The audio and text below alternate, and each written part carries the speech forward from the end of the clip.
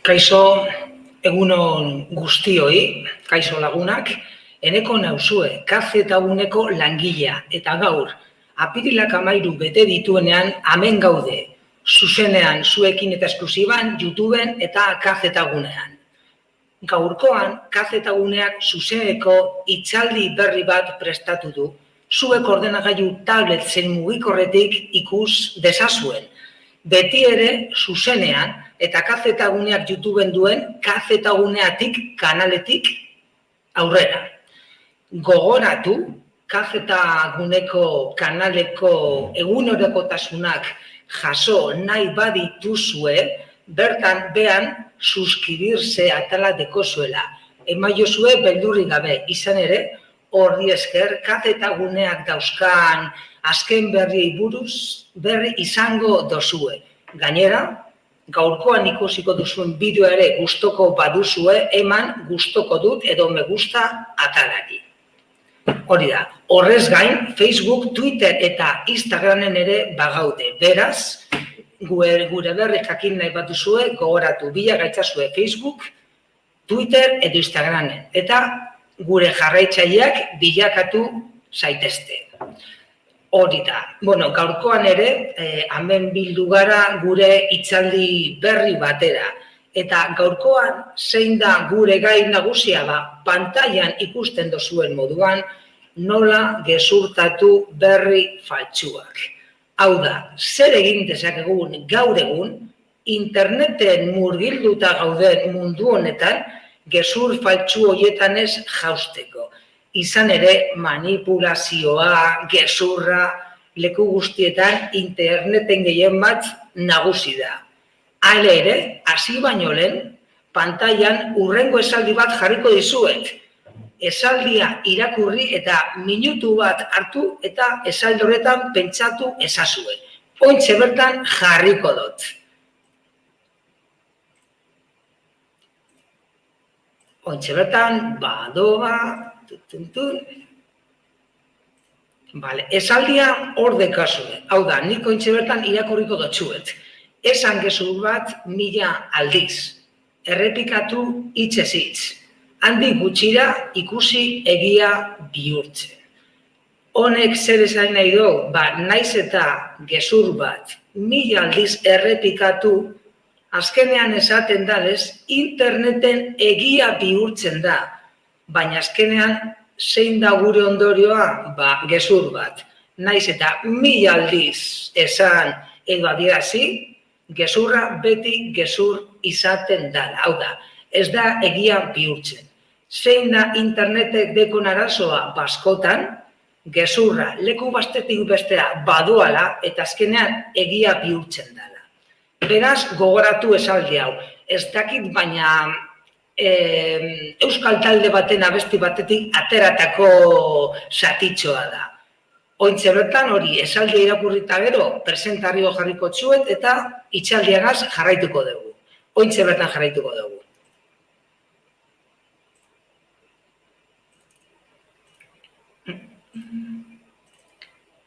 Hori da. Beraz, hasi gaitezen bada, geure sarreragaz.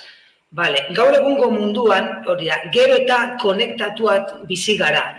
Eta baliabide digitalen bidez informatzera ohitu gara. Hau da, sare sozialak, interneteko egunkariak, interneteko irratiak, YouTubeko bideoak, hau da, oso erosoak eta azkarrak dira.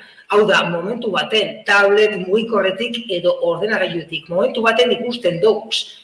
Klik bat emon eta badekogu berria hor. Gauza da, informatzeko berri honek informazio lerratuak eta albiste faltsuak ugaritzea dakarkigula. Hau da, fake news izenekoak. Hau da, askotan interneten gauza asko irakurtzen doguz. Eta gauza hauek sinustu egiten ditugu. Baina zein da arazoa? Normalean, berri horien helburua askotan zuzena dala. Baina beste askotan zein da bere helburua? Desinformazioa. Hau da, desinformazioa. Gauza da, askotan, gazteleraz esaten dal moduan, buruak direla, los famosos bulos. Gezurra, faltsua, falso, edo ingelesez esaten da moduan, fake news. Hor pantailan ikusten duzue fake news izenekoak. Hori da. Eta azkenean zein da helburua, gezurra zabaltzea eta gu desinformatuta egotea. Hori da euren helburu bakarra. Horregatik adi egon behar gara. Oso ondo, hori da. Bale. Ointxe bertan, orduan, zer dira albiste faltsuak? Albiste faltsuak edo fake news. Hau da, anglicismoarekin ere ezaguna da. Gezurrezko albistea, edukin zeude periodistikoa dute, prentsa idatzia izan daiteke, irrati, telebista, atarietan agertu daiteke, baina helburua desinformazioa da. Ezaugarri nagusiak zeintzuk dira? Gu engainatzeko asmoa dute, norbaiti apua edo protagonismoa kendu nahi diote, hau da, imaginatu norbaitek, enekok hau egin dau, edo enekok beste egin dau, baina azkenean gezurra da, hori da, norbait txalotzeko asmoa, edo askotan zen izaten da helburu nagusia, dirua ateratzea, etekin ekonomikoa. Gauza da, fake news dalako hauek, modu askotakoak izan daitezke.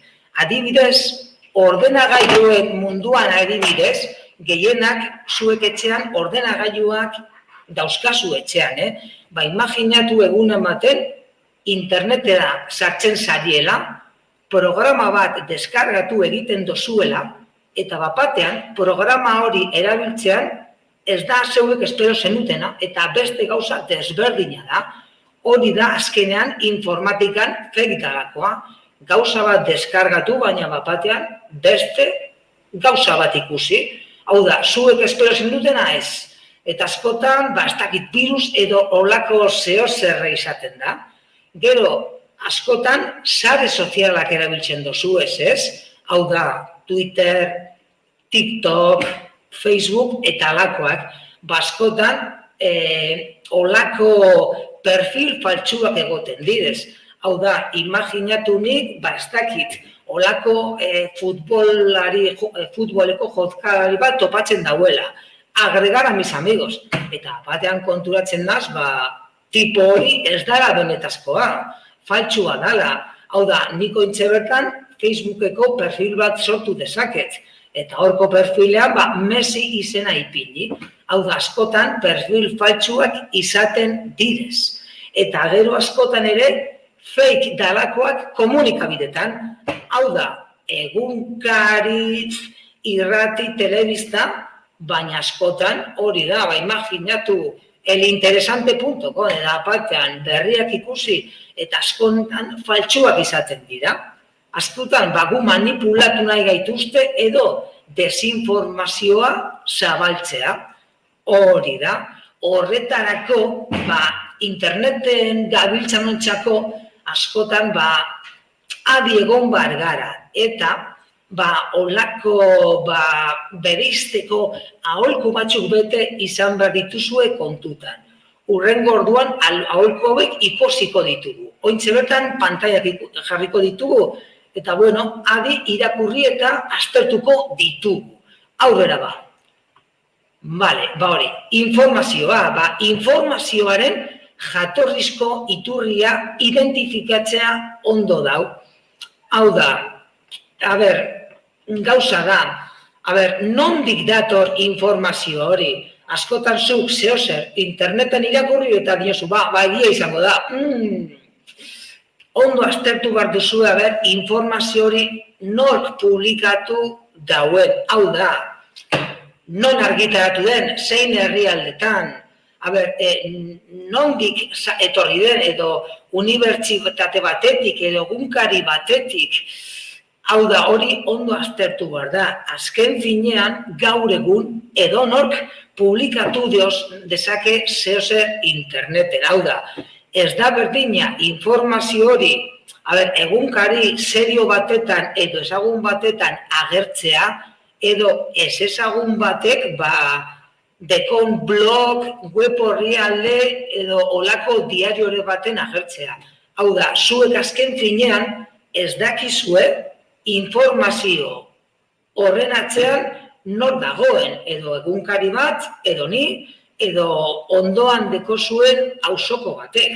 Eta, klaro, auzoko horrek edo, bueno, azken finean egia esaten ari du, ala, ez dakit zergatik, hori gezurrak, eta gezurrak, hori idazten ditu. Azkenean, hortxe daukozka, bat edo bestea ikustea zein da. Hori da. Bale, aurrera jarraituko dugu pizkanaka hortik entzuten zan soinua eta hori da. Bale, hori da, titularrak. Ez itzazue titularrak bakarrik irakurri. Hau da, azkenean, albiste askoren titularrak sentsazionalistak izaten direz. Hau da, holako nahiko titular, nahiko llamatiboak edo erakargarriak. Eta azken finean, zein da titular hauen helburua? Zeuek irakurri eta batean esatea, ala, zer da hau? Eta zuzenean, klik egotea. Hoxe da helburua. Hau da, gainera gogoratu azkenean horren atzean, dirua dagoela jokuan, hau da, gero eta klik gehiago, diru gehiago irabazten baitute. Orduan azkenean, gero naiz eta informazioa faltsua izan, hortxe daukozka, holako titular erakargarri bat ipinik zuzenean, pentsatu barik horren gainean klik egiteko. Gero irakurri alez irakurri berdin zaie, baina azkenean titularretan daukozka. Hortxe daugako azken finean. Bale, hori da, aurrera jarraituko dugu pizkanaka, orduan gogoratuen titularren zera hori. Hori da, oso ondo, bale, argitaratze data ikustea. Hau da, gaur egun munduan dekogun pandemia dela eta argazki asko atera dira, berri asko atera dira. Orduan, ondo dau jakitea, argazki hori, bideo hori edo berri hori noiz argitaratu den. Hau da, ez da berdina 2008ko argazki bat edo 2017ko argazki bat. Nik pandemia dela eta askotan argazkiak atera direz telebistan, bastakit imaginatu, kontzertu bat, jendez gainezka, 20.000 pertsona, danak bata besteen ondoan. Eta azkenean, 2008ko argazkia, abendua, edo 2021koa urtarrila, baina gauza zera izan dan, egia esan, hori argazki hori, igual oindala 5 urteko azala, hau da, imaginatu, 2015 edo 2017koa. Orduan hori gomendagarria da, fetxa edo data, argitaratze data, ondo ikustea. Bestela azken finean askotan, Siria sartuko digute. Eta azken finean hori da, fake berriak nahi dutena, gu engainatzea, gu Siria sartzea. Beraz hori, gogoratu, gomendagarria, albistea argitaratutako data. Guazen aurrera, hori da, estiloa. Hori da, estiloa esaten dudanean, zelan dagoen idatzita, hau da, zelan idatzi duten, dana, hori da, hizkuntza zuzena, ondo idatzita, unkigarria, sentsazionalista, askotan, imaginatu bankutik, mezu bat bota digutela, gure bankutik, eta irakurtzen hasi eta bapatean dinezu baina. Norki idatzi dugu, hemen, dana txarto idatzita dugu, badau gazteleraz, baina gaztelera, amengo ez dan gaztelera batez idatzita. Osea, hori ere argi izan, dena den, zehozer irakurtzen dozunean, irakurrita berehala, bera ikusiko dozue, ondo idatzita, ala txarto idatzita dagoen. Txarto idatzita badau, itzi eta aurrera. Jarraitu beste gauza bategaz. Hori da. Bale, txantxa. Askotan ere txantxak izan daitezke. Adibidez hori ikusten dozue, El Mundo Today edo The Onion. Olako web orrialde horiek, albisteak igortzen dituzte, baina danak direz txantxak. Hau da, gazteleraz esaten danez bromak izaten direz, baina horiek berehala ikusiko dozuez, bale? El Mundo Today, gaur egungo albistei barre egiten di, hau da, gaur egungo albistea hartu egiten dute, baina horren gainean txantxa egiten diote, osea, txantxa baino ez. Dena den horretaz ere berehala konturatuko zaie, azken finean irakurrita berean izu, hau ez da benetazkoa, hau txantxa da. Dena den, alako albistegiak, helburua ez da jendeari ziria sartzea, berehala ikusten da txantxetan ari direzela. Hori da, hortzeko zue, bale, txantxak baino ez direz izaten. Bale, aurrera jarrituko dugu pizkanaka, gero mezukateak. WhatsAppen adibidez, imaginatu papatean goizean jeiki eta papatean zure WhatsAppean hori ikusten duzuela. Martxoaren 15-etik aurrera WhatsAppen prezioa 10 eurotakoa izango da. Bidali hurrengo mezua zuen lagun guztiei. Bale, hor dikozuez mezukateak. Mezukateak direzenean adi ibili, ze askotan gezurrak izaten direz. Nire askotan olako mezukateren bat etxe zaidanean, zuzenean ezabatu egiten dut. Edukiari gazurik ez diot egiten, eta berbidali ez diot nire lagunei berbidaltzen. Ze azkenean, edukia ez dakigu benetazkoa den, bale? Azkenean, beti hori alerta gorria izaten direz, bale? Eta orduan olakorik heltzen zaizunean, nik zuzenean ezabatu eta aurrera. Ze azken finean, imaginatu zuk mezua besti bati biretzen diozula. Zuen lagunei, beste 10 lagunei. Eurek 100 lagunei. Eta bapatean, gazteleraz esaten dan moduan, viral bilakatzen du. Se convierte en viral. Hau da, bapatean, mundu guztiak badeko bere WhatsAppean mezu bat, berri bategaz, eta gauza da, gezurra izan daitekela. Eta, klaro, jende asko sinistu egingo dau. Eta, klaro, hor, arriskua egoten da. Gezurrak direnean eta jendeak, olako buloak, olako siriak sinietxe egiten dituenean. Beraz, mezukateekin ere, adi ibili.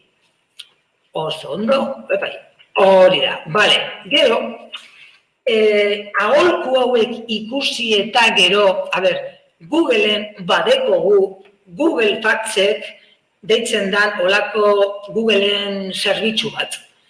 Gauza da, hori da, susmagarriak iruditzen zaizkigun albisten egiazkotasuna egiazteko lagundu egiten diku Googleek. Zuzenean, Google Factsek ipintzen badiko zue, hor badeko zue olako zatitxo bat, eta hor, idazten badozue, zuek idazten duzuenaren buruzko bulo guztiak, ziri guztiak eta gezur baltsuak agertuko direz.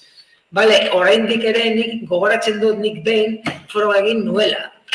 Pandemia hasi zeneko argazki bat zen, olako supermerkatu bat agertzen zen, eta supermerkatua utzik zegoen. Osea, supermerkatu horretan bazegoen gizon bat karro bategaz, eta baldetan ez zegoen ezetez, dana utzik. Gauza da, argazki hori Venezuelako bazela ipintzen zuen. Nik Google Factseken konprobatu, eta gauza da, argazki hori benetan ezala Venezuela, Texas, estatu batuetako Texaseko argazki bat zala. Beraz, eta gauza da hori pandemian 1000 argazki ikusi ditugula. Eta asko, hori, ziria sartu nahi ziguten. Beraz, horrekin ere, adi egon. Hori da, hor badeko zuen Google Factsek. Erabilterreza da, eta edozein momentutan konprobatu dezakezue. Zuek nahi duzuen berria hori piniz. Google Factseka. Hori da. Labur biltu. Ja pizkanaka, ja bukatu egiten goaz. Hori da. Eta orduan, gauza batzuk komentatuko dizkizuet. Eta hori ikusten dozuen moduan, hori, ondo bilatu, informazioa nondik datorren, hau da, jatorriko iturria. Ez da berdina, ez dakit nongo unibertsitate bateko artikulo bat, koronavirusari buruzko artikulo bat, edo adibidez nik, nire blokean, koronavirusari buruzko ez dakit zer hor jartzea. Azkenean unibertsi batek ez dakit prestigio gehiago deko ez ezagun batek baino. Beraz, hori dela eta ondo konprobatu nondik datorren. Titularrak. Azkenean, titularra sentsazionalista erakargarria, gere arreta piztu nahi dau. Baina hori, zuek naiz eta klik egin, helburua zein da etekin ekonomikoa. Beraz, azkenean, titularra garrantzitsuena, ez da garrantzitsuena. Beraz, klik egin baino lehen, pentsatu, ondo begiratu. Hori, albistearen data, noizkoa da albistea, atxokoa, 2008koa edo 2010koa, ondo begiratu, hori da. Gero, geure buruari galdetu beharko digu bebai, sentimenduak erakartzen dizkigun zerbait den odo ekintzarako deia egiten digun. Hau da, askotan geure sentimenduekin ere askotan jokatu egiten dute. Gehien bat politikako gauzak direnean. Ez dakit nongo politikariak hau esan dau, edo besteak beste esan dau. Hau da, horrekin ere adibili. Zenik ointxe bertan nire blokean edo zer jarri dezaket. Naiz eta gezurra izan. Beste askotan ere gogoratu, web orrialde asko topatuko dituzue, baina txantzetakoak izango direz. Hau da, txantzak, satira, edo ez dakit farrea dut helburu baino ez, inofentsiboak izaten direz normalean, eta azkenean farrea dut helburu, azkenean denbora pasa eta farrea. Eta gero, gogoratu bebai, azkenean, WhatsAppen edo posta elektronikoan askotan, olako mezukateak helduko direla, ez dakit nort hau esan dau, edo ez dakit norta bestea, bidali zeuen lagun guztiei. Gauza hauek gertatzen direnean adibili. Nik gehien bat hori heltzen danean, gaur adibidez, goizean hemen kafetagunean ikastaro izan dugu, eta olako adibide bat jarri diet. Eta askotan hori ondo begiratu, ondo aztertu, hori da. Eta azkenean ezabatu egin ditu. Azkenean gezurra izaten direz askotan, oso ondo, hori da, momentuz, hauze izan da, hori, gai honi buruzko guztia. Badakizue, zalantzarik izan ezkero, zeuen kafetagunera etor zaitezkela. Etxete hurbilenen deko zuenera, edo telefonoz deitu, eta zuekaz itxordu bat adostuko dugu. Gaur bukatzeko, eta igual askotan nik askotan egiten dudana, gogoratu, interneten ibiltzen zarienean, dena ez dugula sinestu behar horrela. Irakurri eta sinestu ez, hau da, irakurri, aztertu eta gero erabaki. Hau da, berriak kontrastatu behar dituzue, gehien bat berri garrantzitsuenak direnean. Eta pandemian murgilduta gauden, epe honetan are gehiago. Hau da, internet tresna demokratikotzat jotzen den arren, hau da, internet zarea bere burua defendatu behar du. Izan ere, informazio asko deko eta internet fidagarritasuna galtzen badu, akabo dena. Hau dela eta gogoratu, interneten edonork idatzi dezake eta interneten edonork edozer publika dezake. Beraz, adi ibili behar gara. Hau da, gero eta jende gehiago munduko albisteak saretan publikatzen ditu, hau da, zuk, nik, auzokoak eta denak. Hau dela eta albisteak faltsuak izateko probabilitatea gero eta handiagoa izan daiteke. Izan ere, albiste askoren helburua desinformazioa da. Informazio faltsuak mesfidantza, eszeptizismoa sustatzen du gugan. Eta eztabaidak eta gatazkak konpondu beharrean hauen konponketa eragozten baitu. Eta, klaro, hau eragosten baitu, akabo denak liskarrean bukatuko dugu. Beraz, gogoratu, naiz eta gezur bat 1000 aldiz esaten dan, gezur hori ez da egia bilakatzen. Beraz, gogoratu, irakurri, kontrastatu, konparatu eta ondo pentsatu. Izan ere, interneten datorren guztia ez da egia izango. Gaurkoz, hauze izan da guztia, lagunak. Gogoratu, zalantzarik baduzue, deitu gugaz harremanetan ipini, eta bai telefonoz edo aurrezarre elkartuko gara zeue zalantzaka argitzeko prez. Gaur martitzena 13, gaurkoz bukatuko dugu, ostegunean, goizeko 11etan badeko zue hauze berbera, baina gazteleraz. Eskerrik asko ore egotagatik eta urren arte ondo ibili. Agur!